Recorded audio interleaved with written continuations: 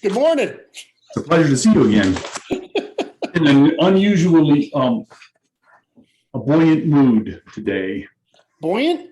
Buoyant, positively buoyant. No. Everything is okay. All the diodes are aligning correctly here, which is to say that, wait, I'll get his name. I believe that that Uncle Kenny of Texas is incorrect. Okay, and I think that there's a common, you're incorrect too on this one too, but it will have to appear as if civil war is inevitable. Does that make sense? You're saying that's incorrect? No, it will appear to be inevitable for us to find a solution that is nonviolent. Yes. That's all.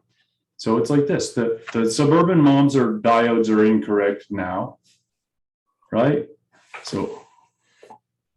Well, I think what I think what you're saying is, here's how I looked at it, is that it's better to be in control than to wait for the opportunity.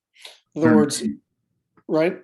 And so I was looking at, well, I need to get ahead of this, but then, it wouldn't occur to me that the left would go so overboard.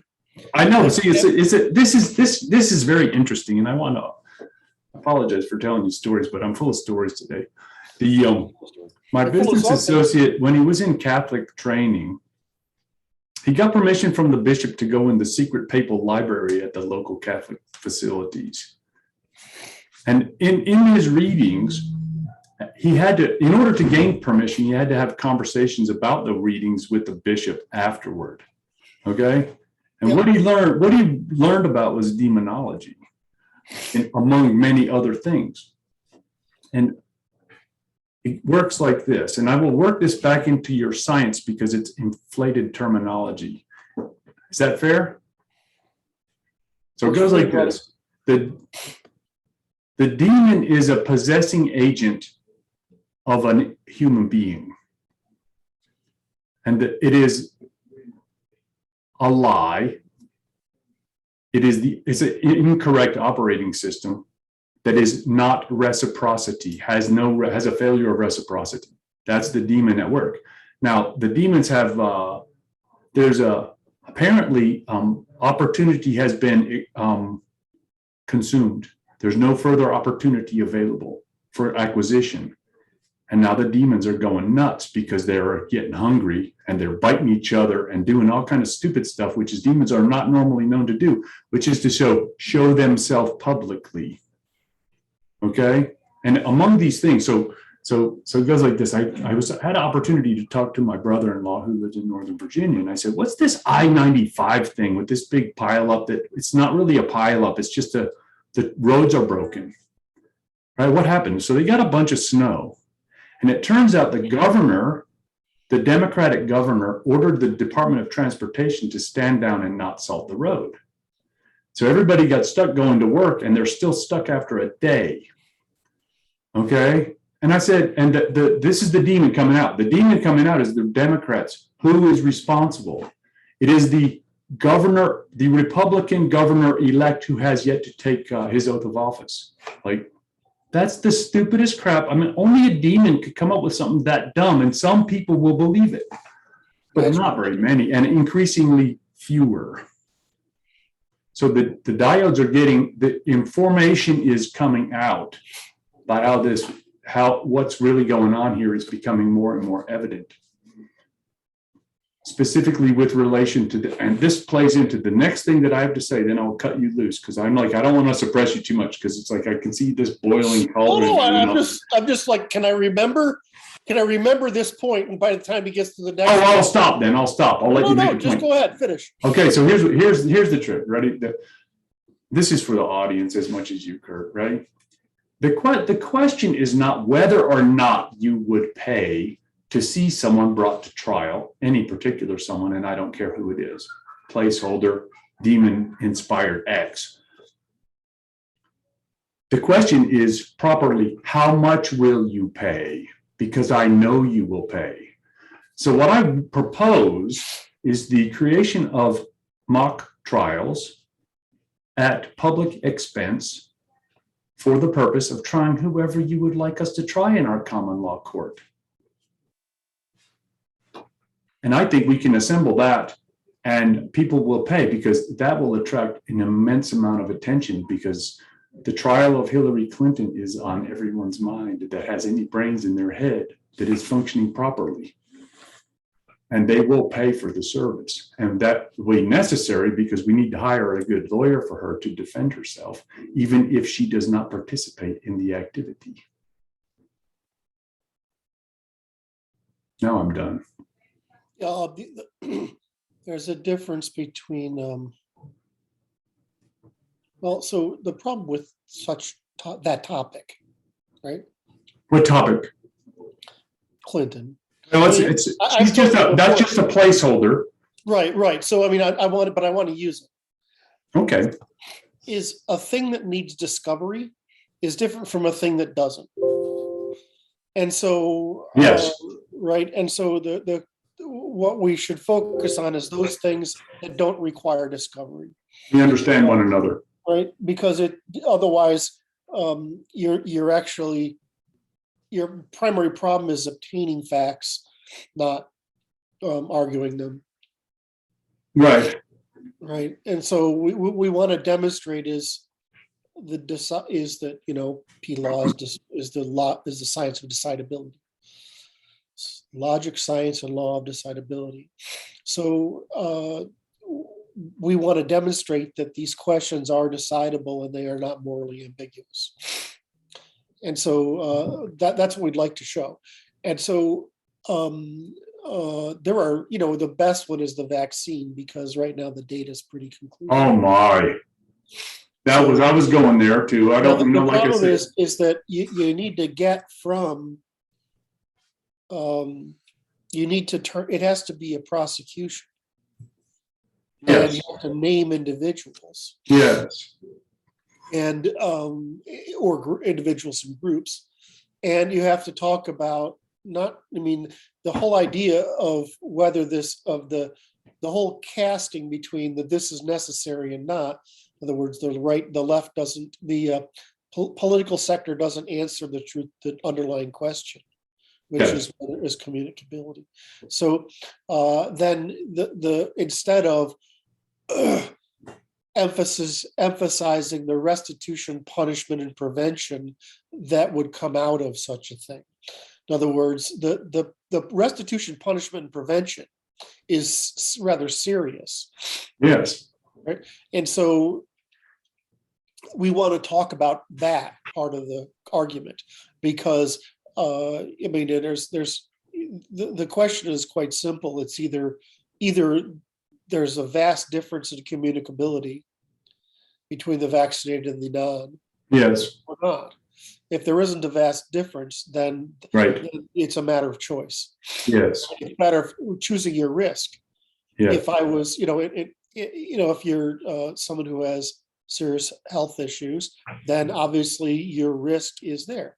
But if you're healthy, there's a risk. Now, it might be a smaller risk, right? It might be a smaller risk, and they can write that off as single digits or whatever. But, a person who doesn't have a lot of public contact is lives a very clean life, a very disciplined life, and who and is otherwise healthy. It doesn't seem like going through what is getting a fairly serious flu and developing a natural response to it is worse than taking the risk of a vaccine, which seems to have produced some side effects. And I can't really judge judge the truth of any of the data on the side effects, but I can judge the data on deaths, which is pretty obvious.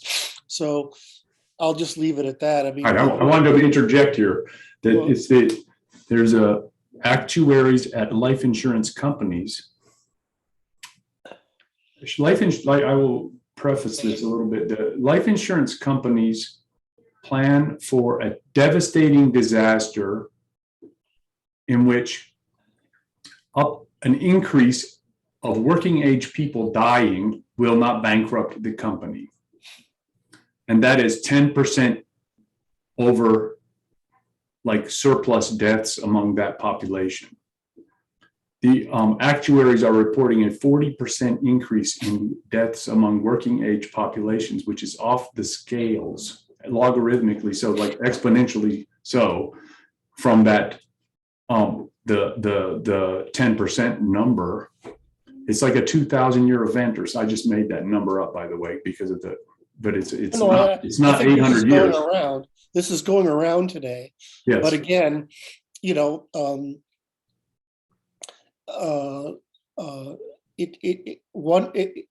that's just, the truth is that's immaterial. There is a side effect, right? There are consequences, right? That's right. Therefore, it is a matter of choice. Well, it goes back to the Nuremberg laws, 1946, for which we hung Nazi doctors and participants in human experiments, which it is illegal to provide it's illegal to enroll someone in the experimental medical experiment without proper informed consent, and such consent is not available if they are being coerced, which is what's occurring. Well, and if you can't be informed, they're claiming they can inform you. I find that to be questionable too, but I mean, it's again, I'm going to go back to the two top guys in the field. Yes. Say this is wrong. There's never more than 1, 2, or 3 top guys in any field. Right? I would say that it merits great deal of attention. If they, and these are, there's a really big difference between a Watson, Crick, and what's this guy? These two guys' names here. I can't remember the two virologist names. The ones that got the Nobel Prize. Well, yeah, I mean, the thing is, when you're talking about these people, it's not an opinion. It's not like they got Obama's Peace Prize. What a fucking joke, right? Or literature. It's not even like some of these things. They give a Nobel Prize peace. They give Nobel Prizes out in things like chemistry and some in biology that are kind of a joke. I don't really understand why those go by. It's political. Well, it's political. Well, of course. Well, okay. Your expectation of anything higher than that is kind of goofy, man. Right. So you just look at this and say, okay, well, the matter is really quite simple. Is it communicable? Yes. Right.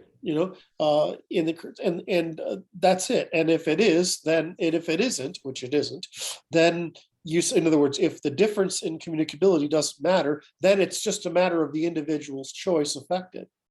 Yes. Right. So this thing I want to bring out, in other words, the higher law, the higher principle I want to draw out. Yes. Right. Is that, how do I get to this?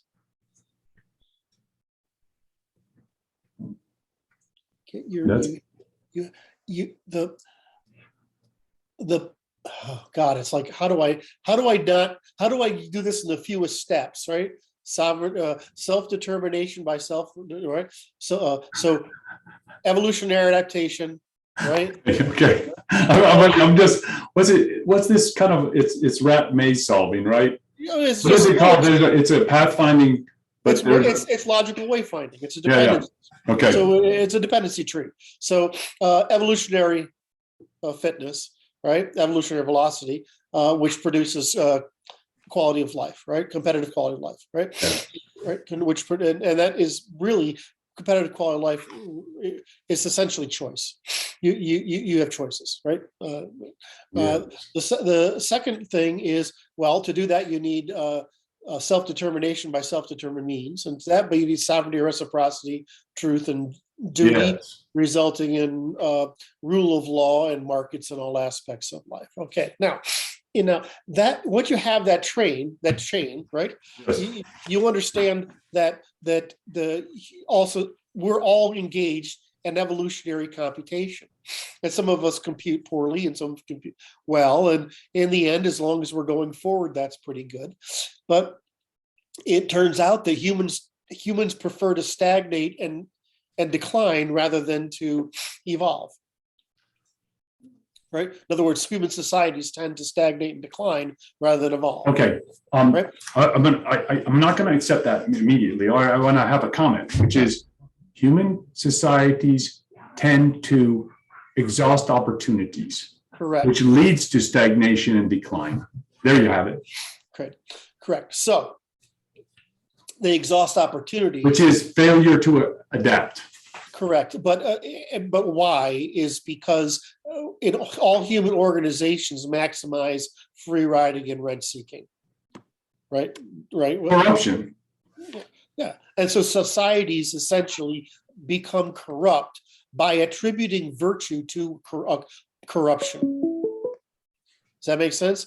In other words, yes, and I got this from Luke, and I want to thank Luke for his explanation between the distinction between forbearance and tolerance. Right on the money. That was his first major contribution to the discourse, and he's that side of it he's got down. Like that is out of the park, man. I'm liking that. Now I'm done.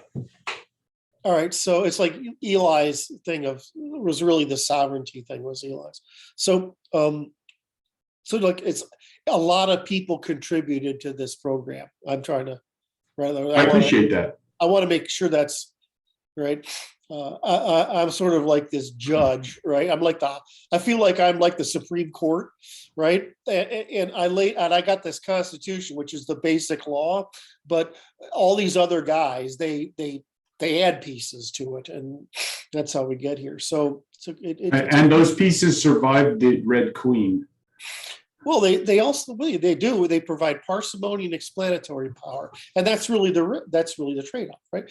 You want the ultimate parsimony, and you want the greatest explanatory power. That's always provided by first principles. So because you can't get, that's what a first principle means. It can't be more parsimonious, right? It can't be. It's very good, very good. And so anyway, so I left off somewhere. Okay, so I left off with evolution, right? Right. It's a logical chain. Self-determination, sovereignty, reciprocity, rule of law, and markets, right? Which produces evolutionary competition at the cost of suppression of the reproduction of the bottom, right? That's the whole thing. Or migration. In other words, what people tend to do in the past is the guys who are capable leave and leave behind the slow people. Right. So, all right.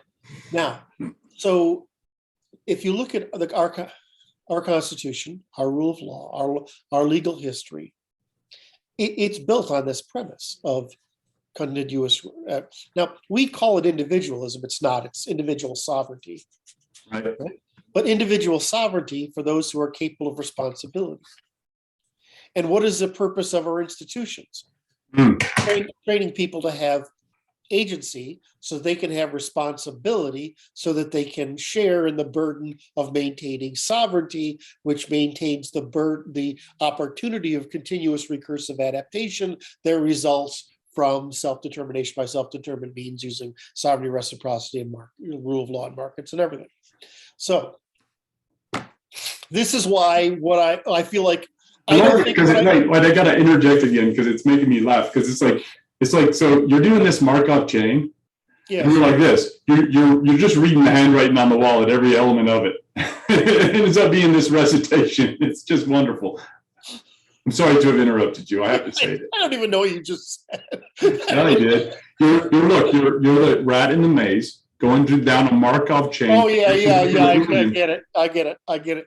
So it's that chain is consistent, right? Once you have Right. markets and everything, a sovereignty, reciprocity, truth, duty, right? Self-determination by self-determined beings, evolutionary velocity, natural survival, and you're defeating the Red Queen, right? You have resulting in continuous prosperity, right? You have the logical chain. Everything else is just application of rule of law. That's right. Right. I mean, everything else is just sovereignty, reciprocity, truth, and duty. That's right. So, that chain is the hard part to memorize, right? I mean, to get that. No, that's why I made a note of it the first time you did it 5 minutes ago, because I'm going to make a note for the guys, because I'm like, oh, that one's important. So that chain is that's the pyramid of maximum evolutionary velocity. Mm-hmm. So now get back to, we're trying to talk about what's the higher level issue for the court to decide. In other words, how do you limit the state? Well, we can limit the state at the level of, well, you just can't make that choice, right? In other words, you can't make the choice for a person if they're not exporting a risk. That's right. If you're exporting a risk by existing and I'm exporting a risk by existing, and the vaccine doesn't make any difference, you're exporting a risk onto me because I can make that choice and you can't. I have the knowledge of my lifestyle, my ability, my condition, and you don't. So you're no. The higher level problem is that by pandering to the neurotics, right, which is what they're doing, right? I agree. Pandering to the neurotics because the herd wants attention and rallying. Wait. Right. So they want attention and rallying. Right. And in other words, they want to be absolved of individual judgment, cause, and consequence. All right. That's what I agree with it. I want to repackage that a little bit. I think it is attention seeking, and they seek to consume in peace. They want, they mindfulness, they find happiness in the herd. And those of us on the conservatives, we have high agency and we have low neuroticism, right? We have high agency, low agreeableness, and higher systematizing. So we feel more in control of ourselves in the world than the left does. That's because we in fact are. Because we in fact are more in control of the world.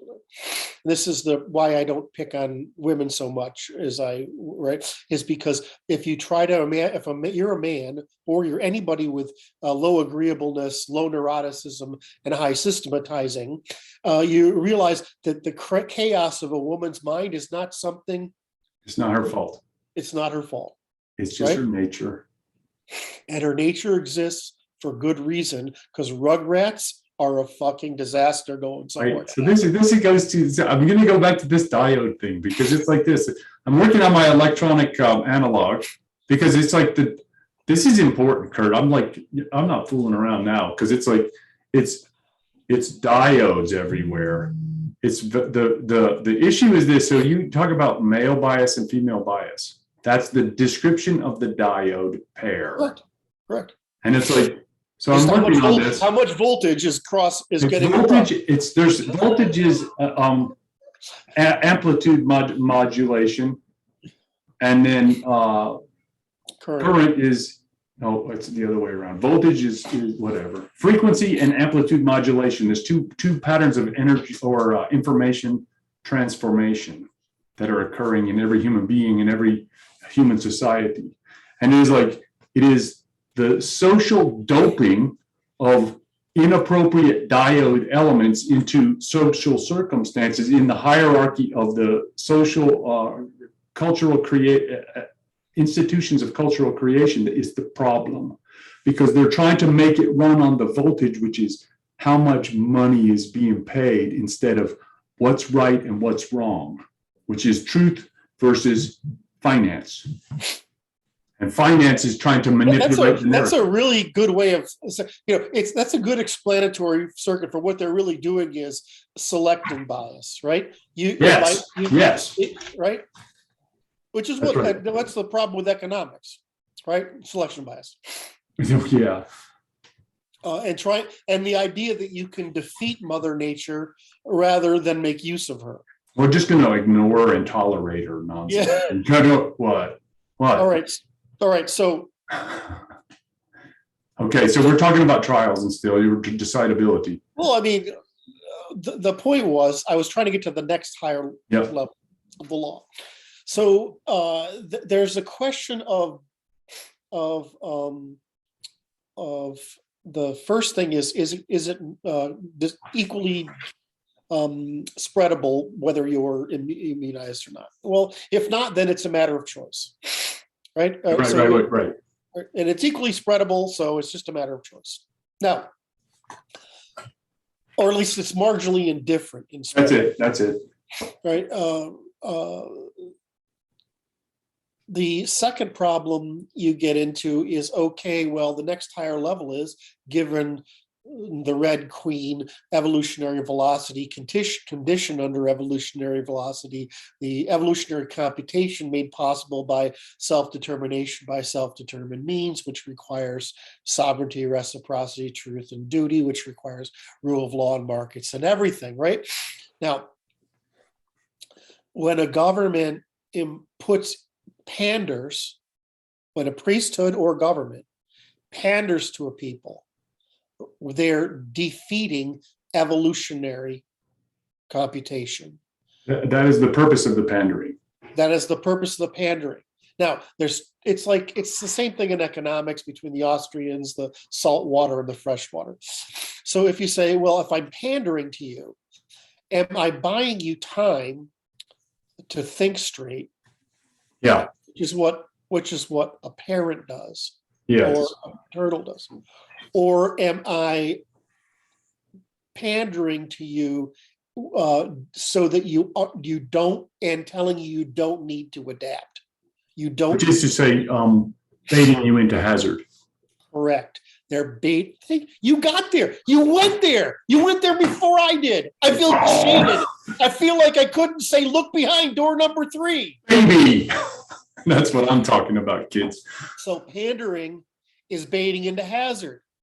So yes. Now, what is the female left strategy? This is it's generating new lies, right? Yes, it's generating lies of non-adaption to bait you into hazard in order to obtain attention and obtain status, yes. To achieve the mindfulness of going with the herd.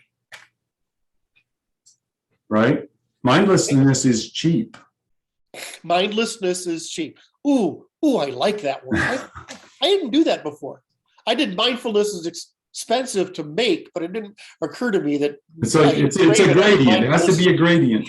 Mindlessness is cheap. So well, I like this.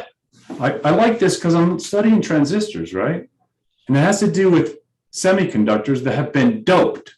And it's like, doping is quite a good word. And because it's like you're gonna riddle it with bias so that it produces a response that is desirable. But I came up with this quote today because I had to wake up early because I got inspired and God tells me to do what to do, and I do. So it's transistor operations consist of signal amplification in a reactive media. Okay? And it is the engineering of those media that is what is of concern. And it's like this. So I have no more to say. I'll shut up. No, I mean, physics. I still want to. No. Let's talk about physics. Yes. Electronics.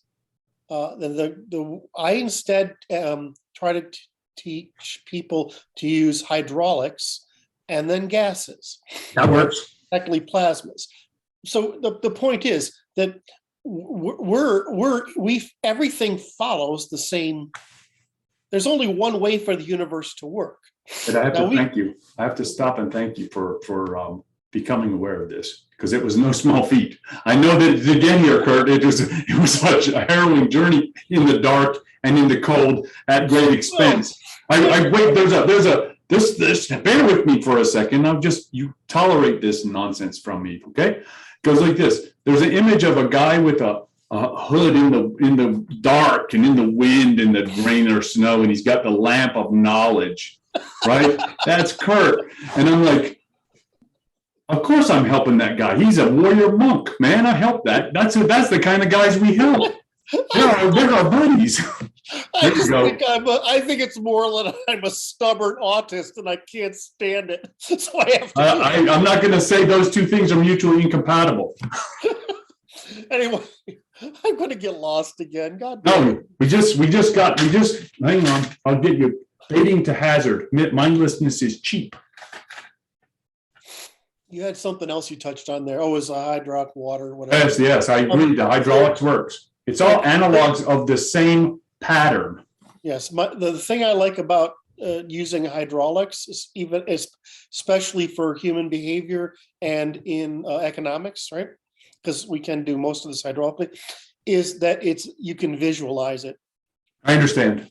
Right. It's easy to model it in your mind. Right. And so when you tell people about water, it's like when you learn about electricity, like, I was studying engineering, and it's like, and the guy says to me, once you get out of college, there's one rule, I equals V over R, right? It's Ohm's law. Like, that's it. That's all there is to electronics. Everything else is just some, like the resistance of a cable. Right. Anyway. Right. So I'm trying to get this. We're having fun here. This is actually a fun discussion, but the humor with which we're carrying it may mask the seriousness of the point I'm trying to make, right? So, not that I want to stop our humor, because I'm enjoying it, and the audience always does. So, but like I said, if the government is baiting you into hazard, is it creating a crime? I would argue yes. Correct.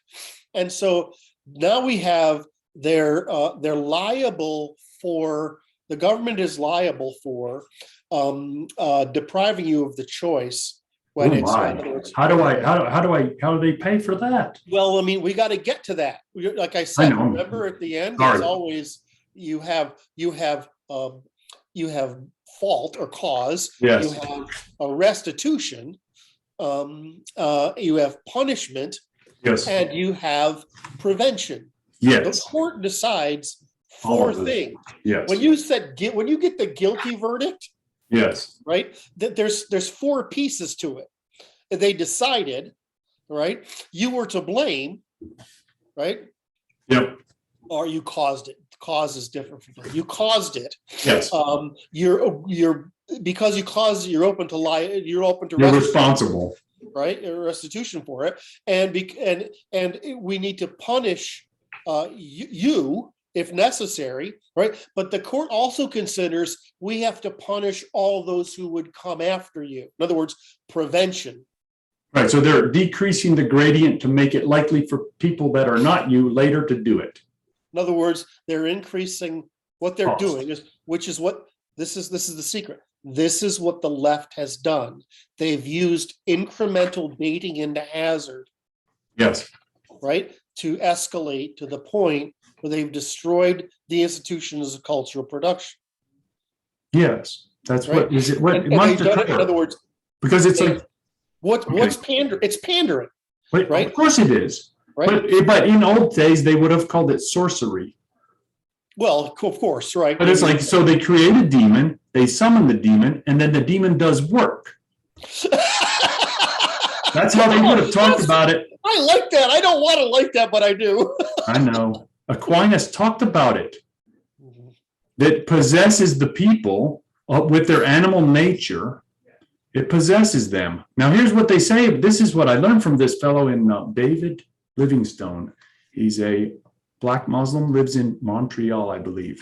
He's a good guy, and he writes some very interesting pieces. He became aware that college was indoctrination and quit. And then he writes his own books and writes research, but he's very good. And he taught me this, which is it goes to Babylonian control systems, okay? Babylonian magic. There's two classes of magic users in Babylon. Mm-hmm. There's the Magi, who try to do good things for good people. That's you, Kurt. Okay? And when you're trying, and it's like, and then there's the sorcerers who have an entirely different job description. The magi are the wise men of the nativity story for those who are listening. So the sorcerer's job is to summon demons and to control them through their superior knowledge of evil. Okay, now this is an opportunistic predatory function. They exhausted their opportunity and they're getting too hungry and they're popping out of the woodwork because they're getting constrained by the lack of opportunity. So they all are trying to generate mayhem because that's what demons want, attention. Okay, because it's like this was posed to me by my business associate here. Is use the words. The demons work by they get attention by seduction. Okay, right, because it's like creating into hazard. It's this, yes, and so the question will be like, what would possess Josie Smollett, whatever his name is, Josie Smollett, right? To fake hate crime against himself, right? There's an insufficient supply of actual hatred and racism in America, and he has to bring his own to the damn party. And it's like, he's possessed of that because he wants attention. Correct. And it's like, the demons don't work when they're exposed like this. They're supposed to operate in the dark, and there's too many of them and not enough substance to substantiate their existence, which is causing this diode shift because the people are becoming aware of the corrupt nature of all the institutions that are. So flip it. Does that make sense? No, I love it. So flip on the other side of the coin. Okay. Is how do you seduce if you don't have attention? So these two sides of the same coin. That's right. So it is. Attention seeking is a purpose of seduction. Now you can seduce, just like you can use force for good or evil.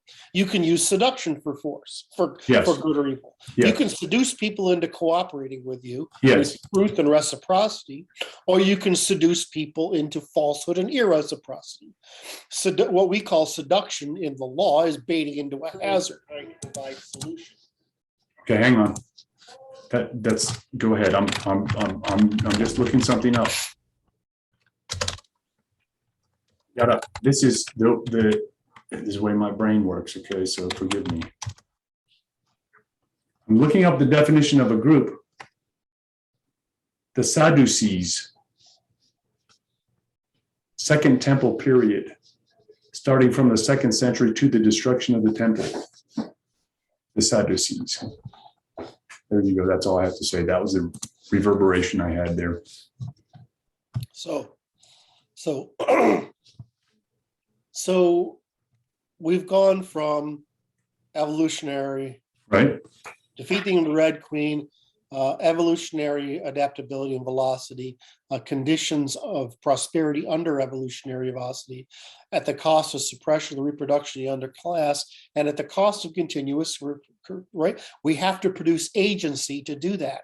What is agency? Well, agency it can produce by good, true mindfulness or false mindfulness. True mindfulness. Right? Virtue signaling is what you're talking about.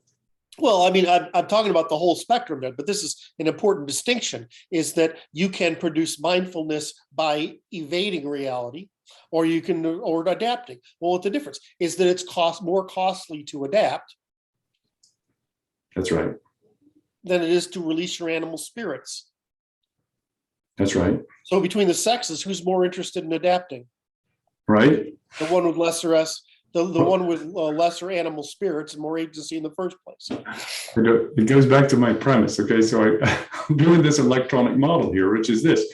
It breaks down into, hang on, I'm going to my notes that I wrote this morning. The male bias and the female bias. The male bias is to produce and to emit. And the female bias is to receive and to collect. Correct. Well, they would say, yeah, but the difference is they've got to produce children. Well, They don't have to, but they do, and that's correct. No, they have to.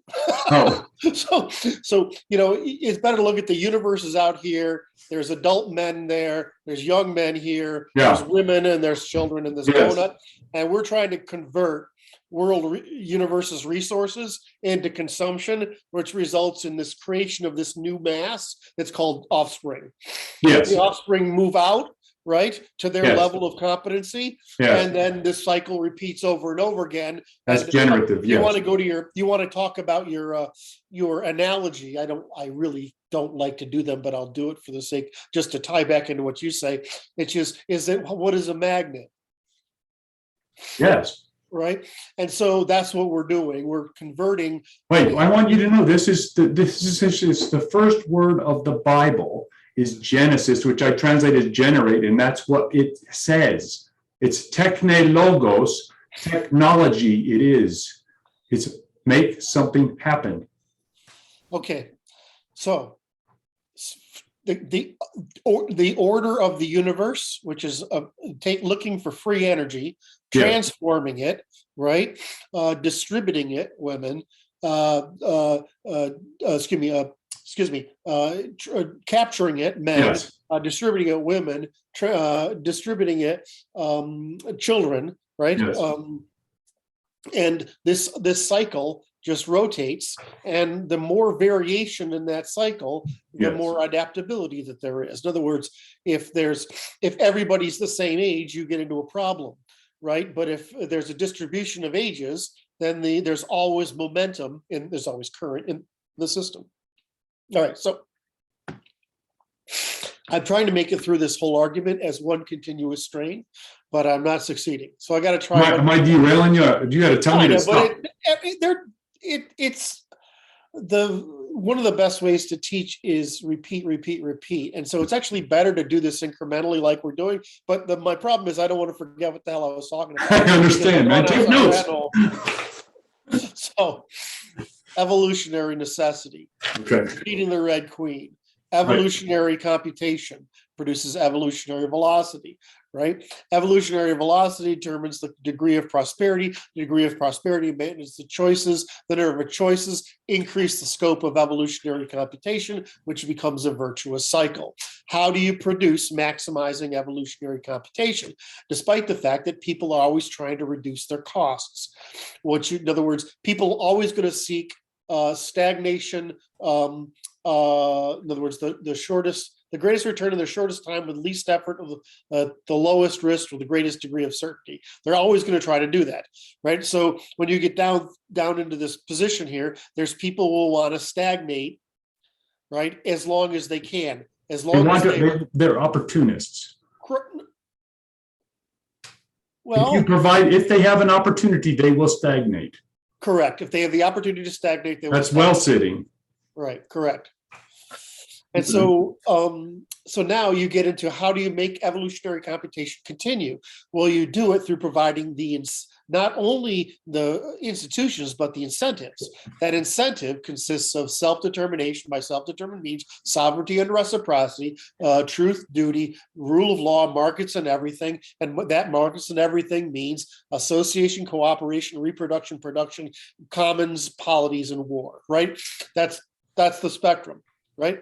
And we do that by manifesting our demonstrated interests in categories of what we call property, but I'll just call assets or capital, which is our bodies, our minds, our free agency, and our time, our associations, and our family, right? Our genetic associations, our cooperative associations, so we have our physical body, the people we're related to, are our physical assets that are portable, our physical assets that are fixed capital, and our institutions of cultural production, which are normative, and our formal institutions, which are persistent systems over time.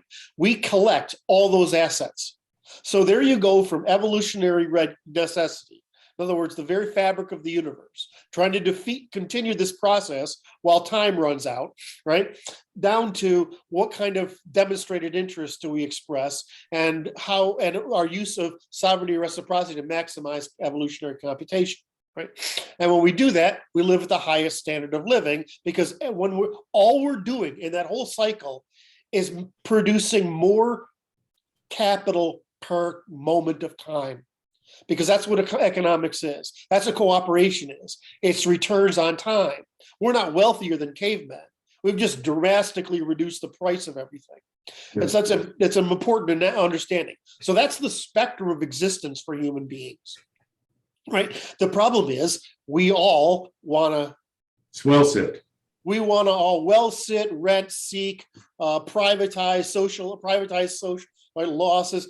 We want to avoid the work of cooperation, which means a trade. And we don't want to avoid the negotiation of the trade because it's work. We want to avoid productive work. So what do? The end result is humans organize, and I won't go through all the forms of human organization, but we know them as, associations, friendships, families, cooperative groups, social groups, economic groups, political groups, military groups, civilizational groups, etc. We go across this whole spectrum, right? And what does everyone in that spectrum do? As much as possible. No, it's not well said. So the problem is, and the only way to defeat that is markets. Yes. Right? In other words, the only way to defeat that is to continue evolution, selection. It's basically natural selection, right? Continuous natural selection, which means that you have the incentive to not well sit. Right. Right. Well, this is it. And Quigley talks about this. Quigley talks about the exhaustion of opportunity as generating the impulse, which is the tensions of evolution, he calls it. Which is this. So this consideration of whether or not we're going to end in a civil war is the absolute tensions of evolution are coming into focus at the moment in everybody's mind. And it's like something, my conjecture is that it's going to cause a confirmation shift in the consciousness of the people to cause them to do something different. We don't know what that is exactly. And it may be physical conflict, or it may be a modification of cooperative, which is what you're seeking to do. Correct. So now, I want to thank you before you begin. You firmly have your idea in mind, I hope. But you recited it now for the fourth time, and that one had extra additional bonus points at the end, tip of the hat. And I'm sorry to interrupt you. Well, I'm just trying to tie it all together. Okay. Right? I'm trying to create the end point. Okay. The end point is that every civilization, right? So everybody ran out of resources, right? And once we ran it, we hunted the world to extinction in 40,000 years. That's not very long, right? We invented farming, and within X number of thousand years, which wasn't very long, because we started. Whether you got to figure out when you started. Is it 10,000, 8,000, 6,000? When do you want to? When do you want to get there? We can get with 6,000 BC. We know that there's sort of something there, right? There's something, right? By 3,000, you've got civilizations, right? But by 1500 BC, you got the IE expansion, right? And then but it was necessary to have all the other stuff to get the IE expansion because it required horse, bronze, and wheel. Right? And then you got what that horse, bronze, and wheel, you get man over God in nature instead of man under God in nature, right? And so that revolution happens. That revolution happens, and the Greeks and Persians spread it all over the fucking place, and everybody rebels against it. Why? Because it tells you that you have to keep evolving. But what is the Middle East and Africa and China? They don't want to evolve. China's, right? They don't try to evolve. They try not to evolve. So they try to maintain harmony. What does harmony mean? Stasis. Just calm. All right. Right. So they're being forced to adapt in the context of global civilizational competition. Right. Because we tend to, we got to remember humans are an organism, right?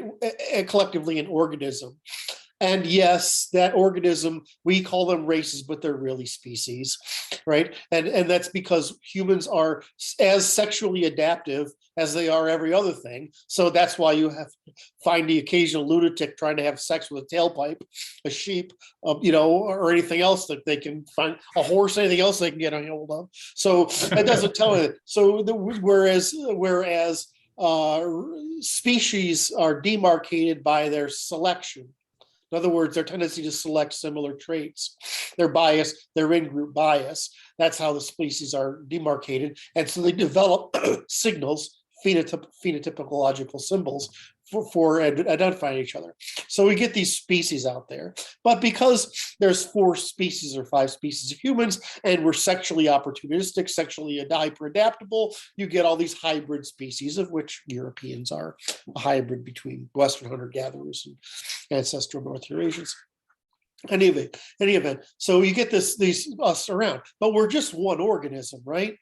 When we're distributing the experiment of how to interact with the world, and it's strange, but if there's a political triangle, you notice how thoroughly humans have covered the scope of the triangle, right? We've tried freaking everything.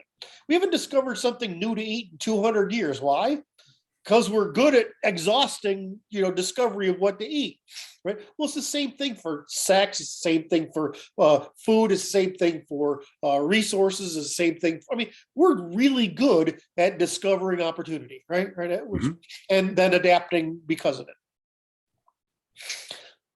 I knew I would do that. I went down a I find that subject so fascinating. Anyway, so we discovered this whole thing, right? So I want to get back to my point, though, which is that I started with the evolution. I started with the Red Queen. Red Queen, defeat the Red Queen. All the way down to property and Toto. And Yep. Now, the question is, when the government panders, in other words, if you have an urgent crisis, like this thing happened, right? The government, it has to do something, right? It can't not act, right? Because that's a failure of defense, right? As a failure of its job as insurer of last resort. Hold on. I understand you. I don't agree with that, but okay. Well, no, but hold on. That's the definition of government as we understand it. The state, right? The state is a collection of inventory. The government is an insurer of last resort. Yes, I understand, but I'm saying that the event was not insurable. No, but at the time, did we know that? That's another question that I'm not. That's the question. Right. So at the time they don't know it, it's forgivable. But pandering is not. We're in agreement. And they pandered right from the beginning. I believe the whole thing is an operation in that. Well, but that's what the left does. Well, of course. Right? They're seeking to exhaust the opportunity to pander their way into power and high fame and fortune. Now, what makes it worse? It appears they have hit the limit. It's like I said last time, which is they've hit the wall, buddy. Right, but the government, like the church or the priesthood, right, whatever you want to call it, the religious group, the clerical class, and the political class, they're not producers, they're consumers. That's correct. Right? They're a sunk cost, so to speak. Now, if somebody says, well, that's not true. The talking class does produce organization, the government does produce organization. That's true. Now, that still doesn't mean that they produce good organization or bad organization. Right. What it means is that they're insulated from market conditions. Yes. So what they do is they export all the adaptability into the commons, which is the marketplace. Yes. Well, no. So it's not a question. So it's not that the government shouldn't have acted. It's that they were unprepared to act. It's unprepared to act because they're a self-serving, rent-seeking, commons consuming, cost exporting bureaucracy, right? They're the evil. They're the same evil as every other bureaucracy that's ever happened in history, because that's what bureaucracies do. Inevitable calcification. inevitable corruption. So- Yes, So, and they don't practice war games, so they're not, and other than the they're military, incompetent. they're not competent. So the Right. reason, so we have, that's how you fix a bureaucracy. A market provides a war game, Yeah, right? But when you have a bureaucracy, you subject it to war games. In other words, you try to falsify that organization. People think war games are costly. They're not, they're just visible costs. What Yeah, was the yeah. cost of being unprepared for this virus, right? I don't know, but there's a lot of dead people. Sorry, we and huge harm to economy, and it's great shift in strategic. I don't agree with the causation here. Okay, I regard it as psychological operations at work. Well, I mean, okay. Let's. It's really easy to frame, right? I'm just trying to make the legal point. I see. Right? I see. Right. The legal point is that it is a violation of common natural evolutionary law to pander to the neurotic population rather than to paternally educate, inform, and manage them. That's right. Correct? And why do they avoid that responsibility? Because if they tried to demonstrate it, they would fail. Yes. Why would they fail? Because they don't have the organizational infrastructure to not fail. Why do they not have the organizational infrastructure to not fail? Because they don't run war games that test bureaucracies. Why do they do that? So that the bureaucracy can avoid being tested, and so that they can claim it's cost saving. And what they're really doing is privatizing the common good. They are. It is. Wait, they are. They are an act of theft. So this is the importance of P law, of natural Yes. law, P law, of complete law, right? Is that we know there's no vagary here. In other words, moral arguments dependent upon conflation, inflation, and obscurantism, loading, and framing. This isn't a moral argument; it's a scientific one. Yes. And so the question is, how can you perform restitution? They're guilty. They're guilty. Period. All right. That's yes. I can't even imagine the restitution, because it's like the costs imposed have been so great they're unimaginable. Right. It's unrestitutable. In other words, what is one of the properties of natural law? In other words, sovereignty, reciprocity, but it's actually fully informed, voluntary, fully informed, productive, fully informed, warranted, voluntary transfer of demonstrated interests within the limits of liability and restitutability. Ah, okay. Right. So the moment you know that this thing is communicability is the case, Oh, right? You've broken the law. we understand one another. Right. Your liability has increased. So they're liable. Yeah. So but criminally liable so. specifically because it's non-restitutable. Hmm. Well, of course, the only restitution for death is death. Hmm. Right now, I don't want to go that far. I don't think that's necessary, because we are talking about a failure of our intellectual class to complete the rule of law program, such that these things were as articulated as I've made them. Right. So the next question is, once we know it's not restitutable, we have to get into punishment and prevention. Yes. How will we punish these people? Yes. Right.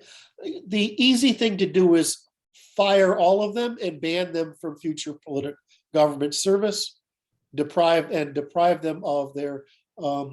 Yes. You really should. What we should do is deprive them of their voting rights. Yes. The felonious activity. Right. So in other words, just like you would lose, a felon would lose his, right? You would lose yours because you're a felon, right? It works for me. right? And so you would say you would lose your job, you would lose your pension, and you would lose your ability to vote. We could actually argue that you would lose your right of public speech, Wow. Okay. right? So that's how you would, now what's prevention? The prevention is you have to update the law, our Constitution, so that this is stated, which is what my work does, right? So I that there's, understand. right? So that's, we've spent an hour Yes, sir. on this point, and it's taken an hour a point, but you realize that there's no opinion here. I haven't levied an opinion. I've stated the science of decidability Right. of our matter, right? And it's not cultural relativism. It's evolutionary necessity, Okay. right? So Now, this is just science. I have to ask you a question now. I'm waiting. As a Is judge, this a trick question? I don't think so. I don't know how you're going to judge it. It is not intended to bait you into some hazard by any means, okay? Just so you're aware. I believe that I can make this as a public statement, which is this. It's like the question that I have is this: what is, do you see a role for generating a mock court for the purposes of trying such cases in the court of common law? Of course. That's what my proposal, which I made at the beginning of this, is that we allow the people to crowdsource the trial. Oh, that's different from what we were planning. No, that's why I said it, because I add information. So the point what you would have to do is you would file the suit. In other words, Well, no, I have to create the court. well, creating the court is easy. Go ahead. I know. Just like this, because then you can try it using your legal standards. And I'm saying that, but you have to give people the argument to work with. So I know, I understand. We're in agreement. You have to state the suit. We're in agreement. We're in total agreement. But I have to go back to what I wrote this morning before you were awake, probably. The transistor is signal amplification in a reactive media. The reactive media is the social environment we find ourselves in. And it's looking for the signal that causes it to react in a way that is desirable output operationally. And there's an insufficient signal, which is a supply problem. And I wish to provide the supply that will generate the signal amplification, which will generate the desired great. signal. Now let's talk about execution. How? In other words, it's. I'm not the operational man. I don't know how to crowdsource such an endeavor, but I wish to put it into the public space so that other better minds that are paying attention to this conversation will be able to generate such an answer. Well, but it requires money, and it requires the organization of a common law court, and I believe paying the people who will represent people in that suit. I don't think that'll work. I think you get people to volunteer for it. Oh, well, okay, I'm okay with that. I'm just suggesting. The issue is the issue. I don't have a problem. I don't care about that. What I'm interested in is giving the people the opportunity to crowdsource what they wish to see as a matter of entertainment. Yeah, I just don't. That's not my thing, man. I understand it's not for you. I'm just talking about it in the abstract sense towards people like you, people that like you. Well, if we spent an hour, me working my way from evolutionary necessity all the way through the basic structure of all law, in other words, natural law, Yes. into the demonstrated interests, Okay. and to the crime that was the saying that the baiting into hazard is the primary crime, Right. just seduction, baiting into hazard, and that this is like all explain why human nature is seeking discounts all the time, and why we're so willing to believe comforting lies that the herd follows. We've explained why the herd does this, why they pander in order to get attention, in order to feel mindfulness. We've explained all that, right? Yes. So once we get down into, however, the state doesn't get to have psychological fun at other people's expense, right? I mean, it's reasonable to me. Right. So so they by pandering they bait into hazard, and they also export a cost, right? So this, in other words, the exporting risk on the people who don't want to take the vaccine. So the end result is that we went through their guilt, which is obvious, their inability to actually insure it, which is why they shouldn't have done it in the first place. In other words, they can't perform restitution. That we can provide punishment, and we can provide prevention, right? And the punishment should be, the punishment in this case should be enough to disincentivize future panderings.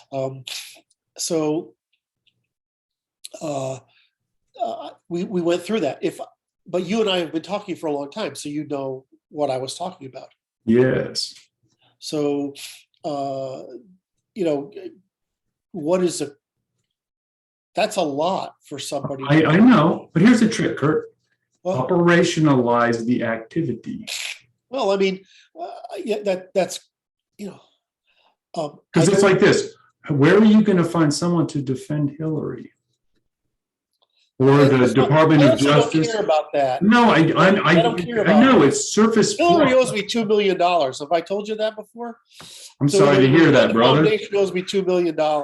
So I have plenty of personal reasons to go after the Clintons because they're scumbags. They're it's like Cortez is out there maskless and whatever at her party, but the Vox Populi aren't allowed. Well, the Clintons, I mean, they're happy to steal from you as long as they think that they're righteous in doing so. Yes. When the whole point is, it doesn't matter if you're righteous.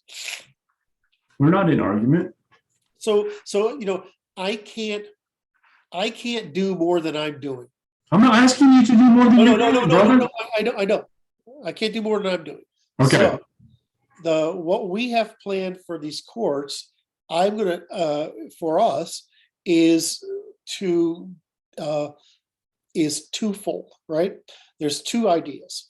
One is that we produce topical videos. Yes. That we produce videos of that argue against populists, right? Which are like I mean, everybody on the left who talks in public that's a pseudoscientist, right? All these people, they're all panderers. You can tell, but the minute you got to go into storytelling, you're pandering, right? Because that's seduction. Testimony isn't seducing. Storytelling is seducing. Right, it says you're asking for suspension of disbelief. So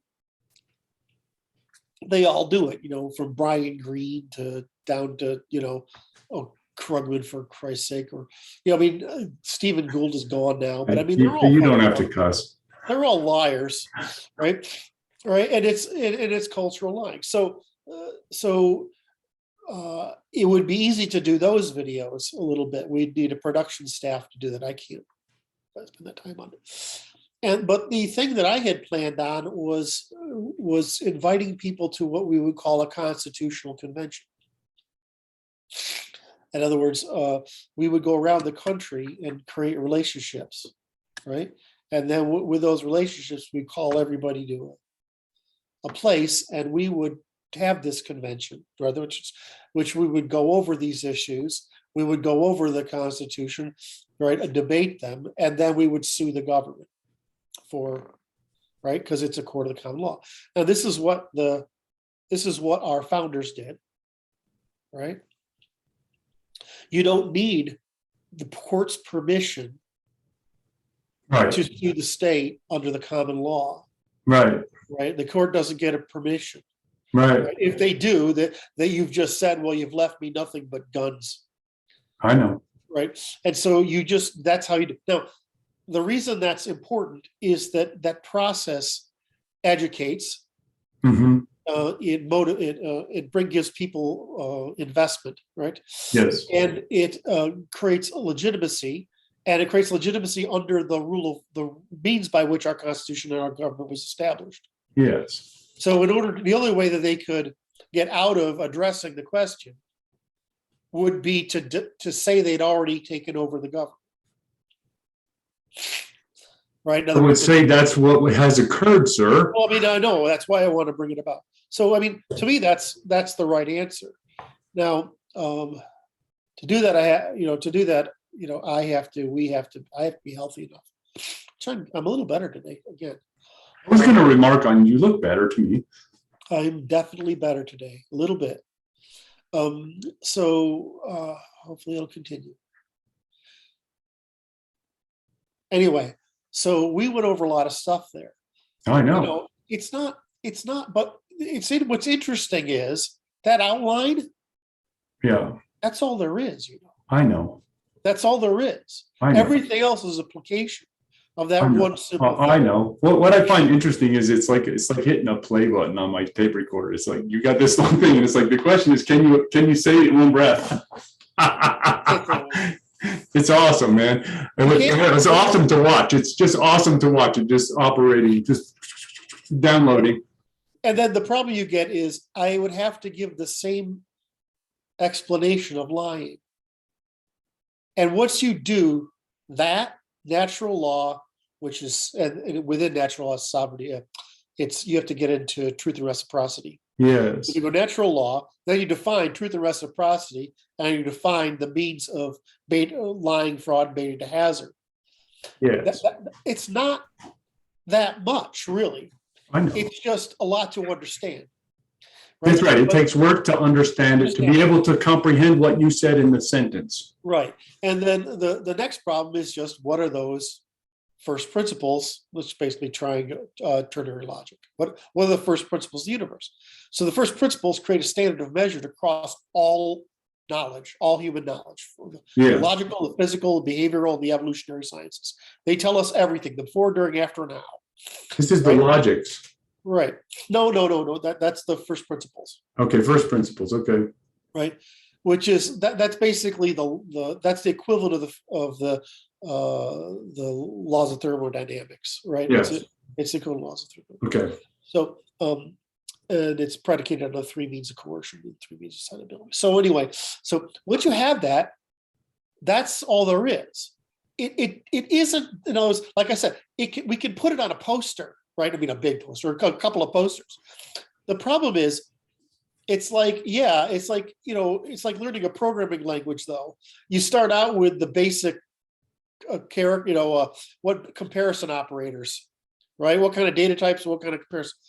But it takes you a while to write programs. Yes. Right? It's the same thing. But it's not any more complicated, really, than programming, except when you're writing a program, here's how the similarity. The problem is that overcoming, it's not, everybody sort of gets it now, but I remember back in the 80s and 90s, they didn't get it, 70s, 80s, 90s, is that the computer can't understand what you mean. You have to tell it. Yeah, right. It does exactly what you say. Right. And so you have to think in terms of, does this exactly say what I mean it to say? Right. What's the operation perform by this thing? Yeah. And so you have to think operationally like you do with a computer, right? And so that's actually the hard part. The difference is when you're talking about the computer, you only have to overcome that piece, which is what's the operation. Right. Whereas when we do the logic of our law, which is, again, an algorithmic, right? Yes. It's procedural logic, right? Algorithmic procedural logic. Right. The sequential operational logic. You have to overcome the fact that you don't want to agree with a lot of the truth statements. I don't like a lot of, I have a. This is the part that makes me chuckle, man. It makes me uncomfortable. It's hard. I mean, it's hard for me to look something in the face and say, wow, that's true, but I don't like it very much. Right? And you're like slaying your sacred cows. So the hard part when learning this is you have to overcome your inferential mind with an operational mind when you're programming, right? You have to go from inferential, which is how we usually think. We don't realize we speak in this really goofy shorthand that we really don't understand. I mean, once you have to operationalize your own words, Very ambiguous. Yeah. right? You operation. This is the thing you have a hard time, which is operationalizing, right? So, I mean, if you have a hard time with it, right? Think about how hard it is for most people, right? So, you would go from having to operationalize this thing and to say, wow, if I can't operationalize it, I don't know what the fuck I'm talking about.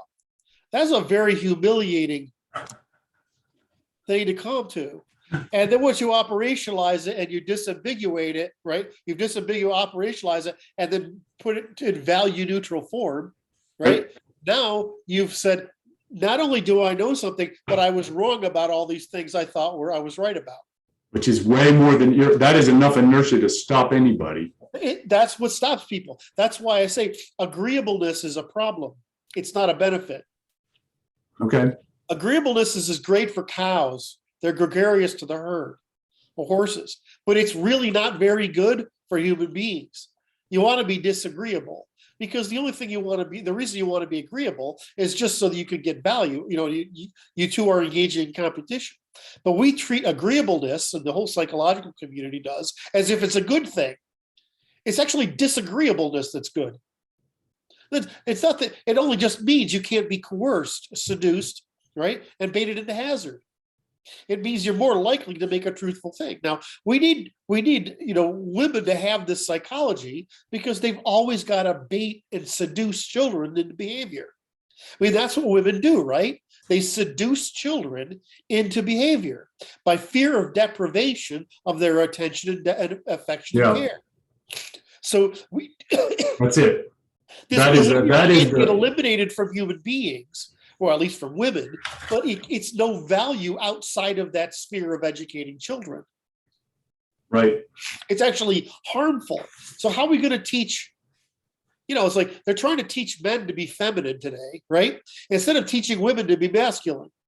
In other words, and I don't mean feminine in the sense that female. I mean, I understand. They're trying to make men agreeable, which is actually destructive, and they're trying to make women instead of trying to make women disagreeable, so that they have agency. Yeah. Right. So depriving men of agency and depriving women of agency. Which is what it is just that is the hazard. It's fucking horror. I mean, it's evil as. I mean, it's evil. Right. And they obviously. So it goes through this. It's biblical in its effect. It's like those women who think they're virtuous because they married a great husband and they give away his money, or the women who are happy to say we should, but they don't want to pay for it.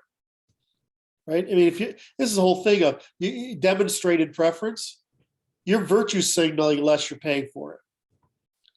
This is why this is the primary reason. I mean, there's two reasons to get away from representative democracy. One is that it just creates a jury that can be bought. Yes. Right. And the second is that what was I just saying? Getting rid of democracy. Oh, is that once you're spending your own tax money, you're applying your tax money to a given thing. Yeah. You start being smart about it. How about that? It's responsibility. How about that? Like, wow, that works. Now, of course, we should only contribute our net tax contributions, right? Under that model, because most people don't contribute any taxes, right? That's really the Senate type of view. And then the Commons type of view is, well, we each get a portion of everything else, right? And we spend it equally. But anyway, that's why we want it's called direct democracy, if we're going to have democracy at all. It's because there's no evidence that, I mean, there's a little bit of evidence that senators are competent. There's no There evidence. is some suggestion of competence coming There's a from that suggestion of competence. odious body. Right. If there were requirements for the office and they were appointed by the state again, the governors again, then I would say it was probably pretty good, right? Back to the 19th Amendment, I believe is. They fucked everything up. You know, it's just This was not an accident, okay? That was not an accident. All right, so I can name. You want me to start naming the demon here, and you don't usually like Go it. for it. I like that name. Oh. It's like this. Okay, then don't. Man, you're afraid. It's a good. It's like this. It goes like this. The answer is. Go ahead. I'm The listening. answer is really simple. No, it's not the 19th Amendment. I know what you meant. The 16th Amendment, I think. Go ahead. What's the answer? The answer is that we liberated the female from the household and brought her into economy and polity, and we imported the Jews, who are the elites in the female means of coercion, and we put those we liberated women, and then the post-war period allowed the Jews in, and we enfranchised them. Now, if we had kept them out of the political process, it probably would have worked out fine because they would have acclimated. But otherwise, they haven't, because they're acclimating now. You can see it, right? The New Yorkers are hopeless. The Los Angeles people are hopeless. But, in general, the rest of the country, the Jews are integrating, right? So, but we took the women, and so we brought in elites. We brought in new elites for the women to replace our elites. Who sold the women these false promises because women are cognitively biased to want those, right? And so what we did is we failed to equally suppress female antisocial behavior and female anti-political behavior and female methods of warfare and cultural destruction. In other words, the female method of warfare is undermining.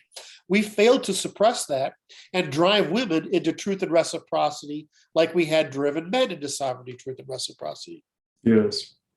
And so what we've done is we let loose, we opened Pandora's box, proving that it was true. It turns out that women are incredibly evil creatures if let loose, all right? Just like men are incredibly evil creatures loose. The difference is men keep each other in check because we're dangerous, because it's immediate, and nobody keeps women in check because they're dangerous, but it's subtle. It's seduction. Right. It's the snake, man. It is, right? The serpent is a female, not a male. The serpent in the Garden of Eden is female. So if we go into the law and we say, well, what do we have to do? We just equally outlaw the female means of antisocial behavior, anti-political behavior, and warfare, just like we've equally suppressed the male. Well, we didn't need to equally suppress the female because she didn't have economic, political, or military agency.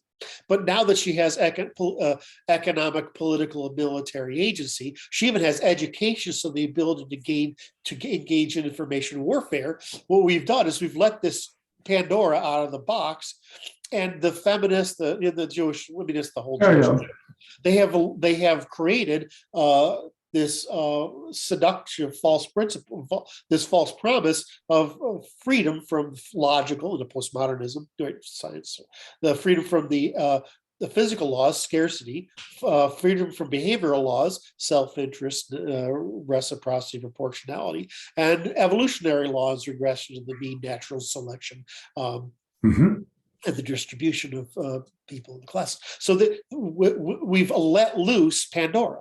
So the thing is, we can demonize. We don't have to socially demonize women or Jews or anybody else. We just have to put the laws in place, and the people will learn from them. Usually, a polity adapts to a legal change within a decade. So to me, it's just fucking engineering, right? From my standpoint, it was hard engineering. The science, the technology, and it's hard, right, to figure it out. But once you know it, the problem is actually relatively simple. All right, we're not in argument, right? So the thing is, we know that because we've been working together for a while, right? But I mean, how do you make that message known against the cathedral complex the Jews have and women have taken over? I understand. Education, Just like this. how do you do that without using our weapon, which is force? Well, I want to do it without force. I want to do it. See, I don't. You're put force. What force? Threat of force. But what? Just like this. It's like, look, it goes back to transistor function, signal amplification in a reactive media. Well, I know that's an analogy. I understand that, but it's like this. Wait. To operationalize it, the reactive media is the social environment, public. You generate the appropriate signal to cause the circuit to flow, and it will work. I told you, mock trials of people they want to see tried, or people or institutions, or however you need to limit it, whatever. That's not my purview. But you give them a solution set. Who would you like to see, and how much will you pay for them to be tried in our court of common law? And that it's infotainment, because they can argue it's not real, but it is happening. I think that's hard. Really? Maybe. I don't know. That's not my thing. If we still had John Mark, I could do that with him, because he's capable of translating it into visual and simple means. I would need somebody an equally skilled there aren't a lot of conservatives in marketing. I would need an equally skilled conservative marketer. So it's a supply problem. We have demand. We have a limited supply. So I would have to have, because he's a fire and forget missile, right? We would get on a call, and he would ask me questions for 3 hours, and all of a sudden this stuff comes out of him. Like, there was no back and forth. It was just, I have this thing, what do I want, blah, blah, blah. He understands what to do. Right. He's just a machine. So the problem is I would need someone like that. Of course, the easy solution is I'd simply need to be able to pay him to bear the cost, right? But that would require that we had a source of political funds sufficient to pay for. That's why I say it's a infotainment fee for service. Yeah. Well, you can't. I would need a backer. I'm not here to argue financing details, but I think that the question is not whether or not someone will pay for such mock trials, but how much they are willing to bear. What's the market bear? Because they want to see it. I want to watch it. The argument unfold. We would need, in order to work, we would need on the order of $500K a year, which for a political program is incredibly cheap. At the 2 million range, then we would dominate the marketplace. It's because we don't have. I mean, most of this is just production cost labor. Anyway, that I don't regard as an argument against what I just said. I'm not arguing with you. I know. I want to make sure that everybody knows that, or you know that. That's why it's worth it to start a party. I'm good with that too. I don't mind. Oh, I know it's like this. It's hold on. Let me wind a bit. Oh, okay. Sorry. Let me wind. I've been sick September, October, November, December, 4 months, right? Yes. And I'm starting to get better. Maybe by March 1st. Oh my. Okay. I'll be better. If I don't have to go into surgery for this again. Oh my. So I mean, to me, I just want to get this done. I want to get the work done. Like, I was able to work with like DNS and other tech stuff yesterday. So first day, I was able to sit in a chair all day. I saw all that stuff coming across the wire. I'm like, okay, that I'm not getting. I was actually able to think. I mean, because what happens is I'm interacting with you, so I don't notice how I feel. So I can do these videos, but after I get off this video, I basically will sleep the rest of the day. And so yesterday I was actually able to think, because normally I can't hold a fucking idea in my head. For the past 4 months, I can't hold an idea in my head for like 30 seconds. So I got to get rid of this. Yes. Anyway, so so my view is that I'm just defending myself against more work when I just lost 4 months. I'm trying to defend you against more work too, Kurt. So that's all. There you go. I'm going to send you links with time markers. Okay, boss. I really hope people get out of this because we just talked about how to, we just prosecuted the case, right? I mean, right, it's not Right. and that's a pretty useful thing, and to understand that it's not opinion. Right. It's not philosophy. It's not theology. It's not ideology. It's boring, dumb science. Or it's like it's water flowing in channels. Yes. Well, And it's obvious why they did what they did. and it's fixable. The thing is, you can't fix a government that's this broken without an event. Right? That said, there has to be more compression, which is the tensions of evolution, which is what we're getting. We're getting is changing the consciousness of the people, and they're changing the directions from which they're right now. The liberal establishment, post-war settlement, established based on the acceptance by the public of certain guiding signals coming from man, which were intrinsically corrupt.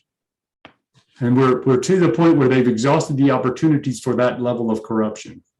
Yep. And that's where we're at. So it's like, it's becoming increasingly obvious to everybody.